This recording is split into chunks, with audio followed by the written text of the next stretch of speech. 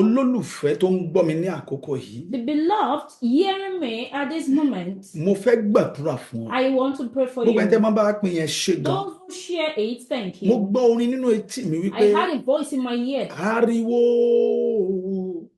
ariwo, ariwo ayọ̀ nílé mi o, ariwo.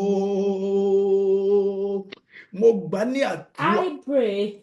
Ariwo ayọ̀. The sound of joy. Ariwo ńlá. Great sound. Ariwo ayọ̀. Sound of Ariwo joy. ògo ńlá. Sound of great Ó glory. dún nínú ayé wa. Should sound in our Ó dún life. nínú ayé. Should sound in your Ariwo life. ayọ̀ kó ṣẹlẹ̀ láyé. Sound of joy Kó should happen ṣẹlẹ̀ in nínú your ilé ẹ̀. life. Should take place in your Ariwo ògo household. ńlá kó fara Sound hàn. of joy should Ojú ò ní manifest. tì You ẹ́. never be put to Jésù shame. Kristi In Olúwa wa. Jesus' name, our Lord. Àmín. Amen. God bless you. Shalom bùkún fún That's yín. for now. Ẹ ṣé. Èmi náà ní Kóredé o. I am your friend. Bye. Korede, bye.